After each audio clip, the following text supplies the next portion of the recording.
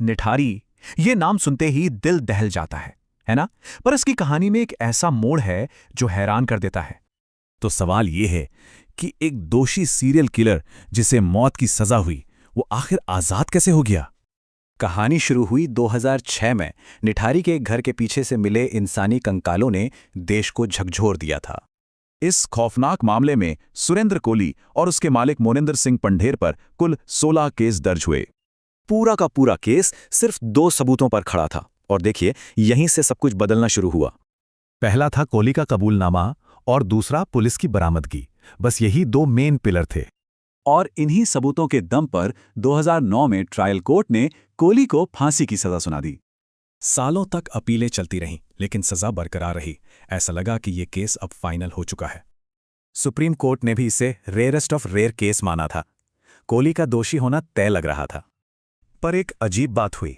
जब दूसरे केसों की सुनवाई शुरू हुई तो यही सबूत कमजोर पड़ने लगे। कोली पर बाकी के जो 12 केस चले, उनके नतीजे एकदम अलग थे। पर सवाल है, ऐसा क्यों हुआ? हाईकोर्ट ने कोली के कबूलनामे को भरोसे के लायक नहीं माना, क्योंकि इसमें कई गंभीर खामियां थीं। और जो बरामदगी हुई उसे भी कानूनी तौर पे सही नहीं पाया गया। प्रोसीजर फॉलो ही नहीं हुआ था। नतीजा ये हुआ कि कोली इन सभी 12 मामलों में बरी हो गया। अब एक बड़ा कानूनी पेच फंस गया था।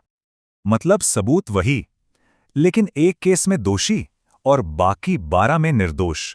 ये कैसे मुमकिन है? न्याय व्यवस्था के लिए ये एक अजीबोगरीब स्थिति थी। 2 एकदम उल्टे फैसले एक साथ कैसे सही हो सकते थे? तब इस्तेमाल हुआ क्यूरेटिव पिटिशन का। ये न्याय की बड़ी गलतियों को सुधारने का आखिरी मौका होता है। सुप्रीम कोर्ट ने माना कि ये वाकई न्याय का खुला उपहास है और इसे ठीक करना ही होगा। तो कोर्ट ने उन्हीं दलीलों को देखा जिनके आधार पर कोली को 12 मामलों में बरी किया गया था।